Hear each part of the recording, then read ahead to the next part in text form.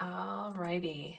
Okay, great. So what I want to talk about today, this is a more of a comment that I get quite frequently from clients, and sometimes it comes in the form of a question. So, these conversations are either Q and A's or me sharing some of my feedback from comments that I hear quite frequently from clients or other women that I get from midlife. And today we're going to talk about healthy food habits after 40, and one in particular. And it's more of an assumption that we think we should be doing. So we're going to be debunking a lot of shoulding today, which happens a lot around health and midlife. So one of the most frequent comments I hear from my clients and other women in midlife is, I should be cooking more at home, aka from scratch. I know I'd be healthier if I didn't use DoorDash, Uber Eats, or the local deli counter so much. I just don't have the time. After, I might explore that a little bit further with them around, why do you think you should? And that time constraint. We might dig into this idea of, they feel like they're being lazy, or they might be perceived as lazy, that they should be doing more for their family's health and for their own health by cooking 100% from scratch. And I can totally relate, because I thought the same thing too. After my mom died, I started spending more time with my dad, and I thought, I should be cooking a wider variety of recipes. Yes, I was still cooking from scratch, but I still thought I needed to measure up to what my mom used to do. And we hardly ever ate the same thing twice in a month, which sounds crazy given today's crazy busy schedules. But she was a stay at home mom. And that was just one of the really great things that she did for us. So I thought, gosh, he must be getting bored, but he's too nice to say anything. I should be doing more to support him during this major change in his life. And another client recently shared a somewhat similar shoulding that she was also taught by her family. I should be doing more for my health if I'm not actively doing something all the time, cooking related, exercise related. I'll be seen as lazy and not worthy of respect. So, to all of us, myself included, I want to invite everybody to take a big deep breath. And when we think about not only all of the balls that you're already juggling in midlife between your family, your career, your social engagements, your friends, and also trying to take care of yourself, you have a lot going on. So, first of all, let's recognize that and kind of turn down that volume on all of that shoulding, because it's only going to leave us frustrated. And I had to do that for myself too, in helping my dad and learning how to, be the person that shows up as cooking. I didn't have to do it the same way my mom did. And it took me some while to do that. So if this feels a little foreign to you, know that you are in great company.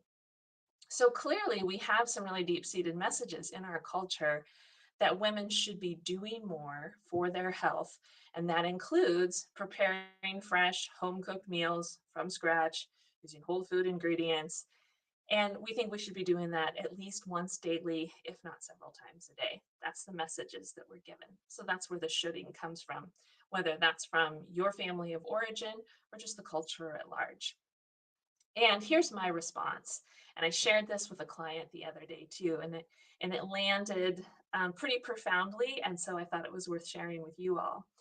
Is, I want you to take a beat and think about someone you admire: a celebrity, an artist, an activist, an author, a teacher, even one of your close personal friends if you want to. But think about why you admire them, why you follow their work or their art or their talent, what they stand for. Now, I want you to think about that person, maybe put yourself in their shoes and think about what their daily life might be like. Do you think they have time to cook for themselves, their families, or their friends every day while they're doing all this other amazing stuff out in the world, while they're putting out all this amazing creativity into the world? Probably not. But do you think of them as lazy because maybe they have the means and they hire a personal chef? someone that personally goes grocery shopping for them, or they have a personal assistant, or they have a personal stylist. Would we think of them as lazy because they're not doing all of that stuff for themselves? Of course not. You love what they bring to the world. You love that they're just bringing their full selves to the world, and you love engaging with them. You love following them, learning from them, because you think that they have something to offer. And so, my question then back to this client and to you as well, honestly, you probably care less about how those people are feeding themselves. You might get a little curious about the what, but you're probably not even thinking about like how did that food get in front of them? Why should you be any different? Why should your family be any different? So we get so caught up on all of this shoulding, how I should be showing up for my family, how I should be showing up for my health. And if I'm not showing up in those ways, I'm being lazy. And if we think about it from that perspective of who are these people else that you admire in the world and why you admire them, do you honestly even care how they get food on their table? No. Do you think your family or your friends or how you show up to the social gathering, if you have the just right food with you or not, do you think they honestly care?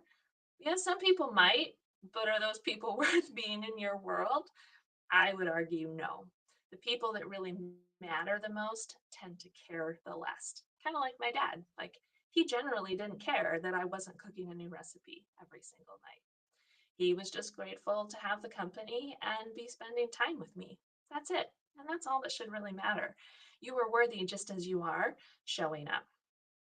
Now, because I can hear you saying, but Amanda, I want to feed myself healthy. Like, how can I be healthier now that I'm over 40 or that I'm in midlife? I have some general health concerns. How can I support myself in that way in the midst of all the crazy that's going on? So here's a quick healthy eating made easy hack to help you throw together meals and snacks with balanced nutrition for midlife. No cooking required, maybe just a little heating, definitely opening some packages. So you may need a can opener, some scissors, maybe a knife.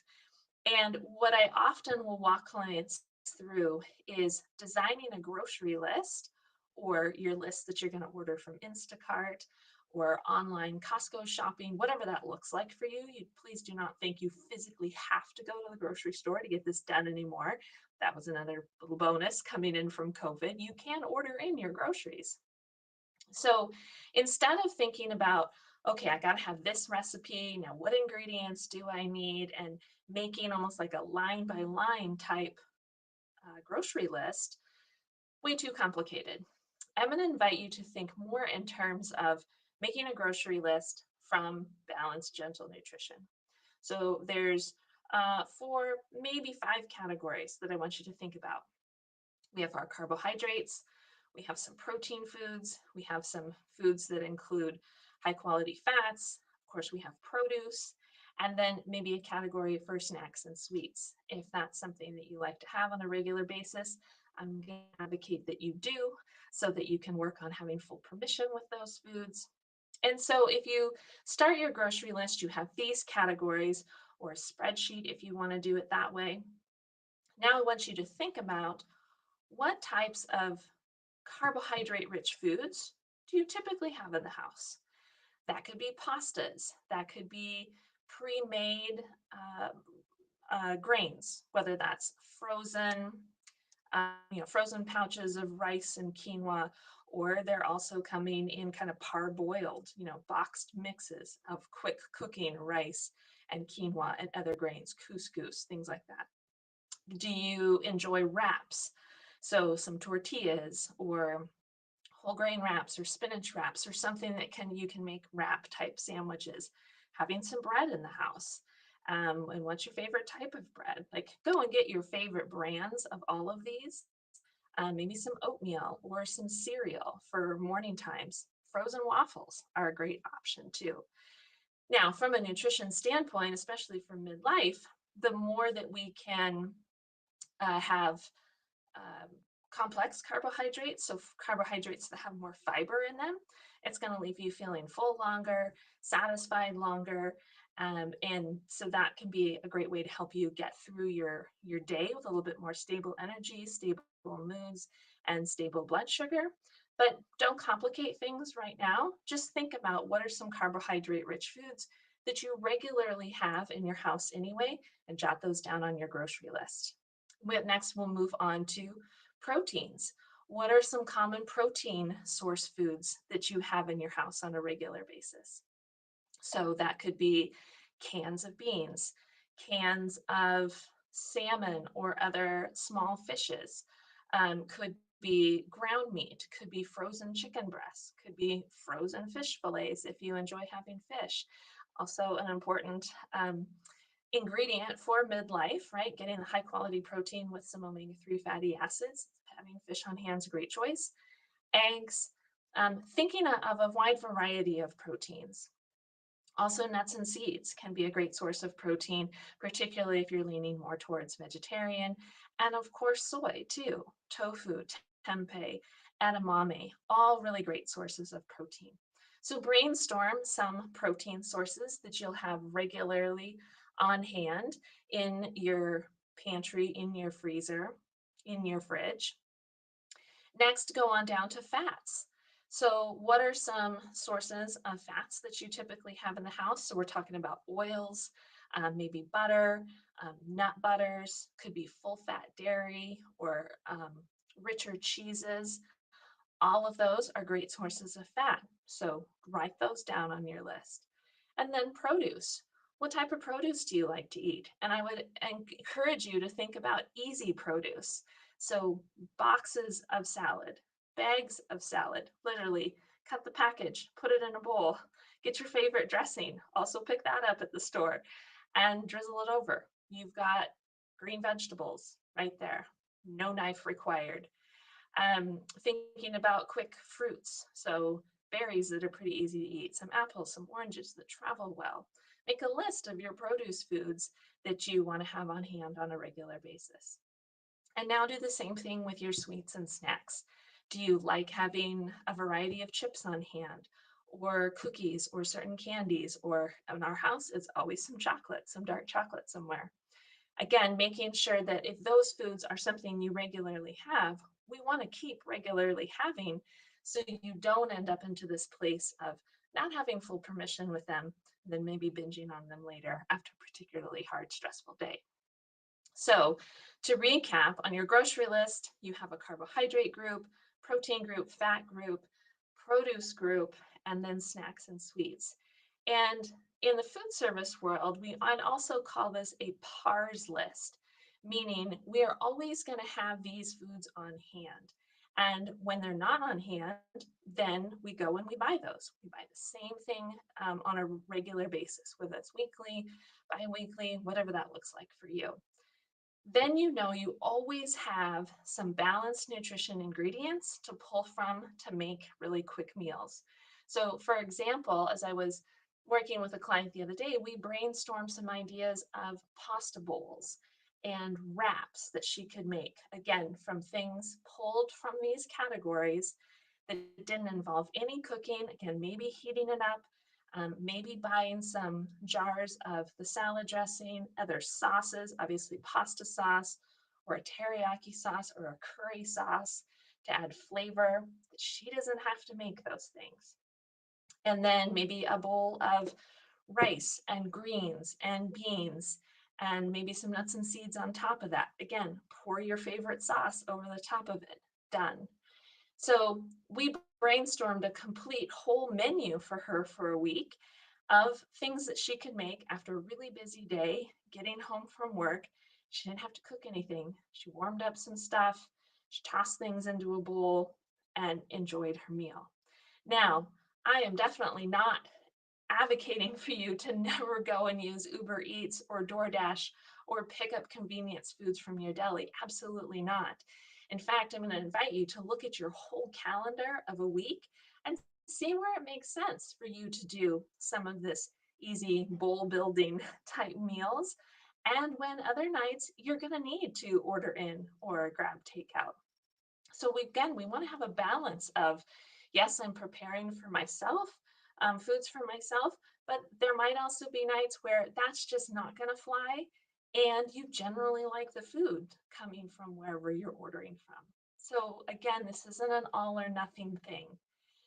But the whole point of this, healthy habits over 40 is to one, challenge that idea that you have to be cooking from scratch and cooking from a recipe every single day or most days.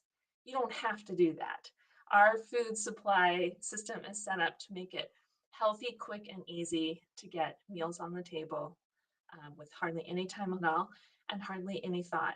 And if you write out a grocery list or a standing pars list to have on your fridge, have on your counter every single week, then you will always have those ingredients in your house. As always, you are welcome to message me at alpinenutrition.org and hit the contact button at the top. And I'm happy to talk with you about this more, do some brainstorming on your situation, and we can create your own grocery list for you. You can also come to this evening's open drop-in free office hours. So those are going to be at 5 o'clock Pacific time. There's a link below where you're watching this to sign up and get the Zoom link to join us at office hours. And I'd love to finish this conversation with you there too. So with that, that is in the end of our live session today. We'll be back again next week with either questions or comments that I typically hear from women in midlife and follow up on those. So until then, I hope you have a great week savoring food and your body. Take care.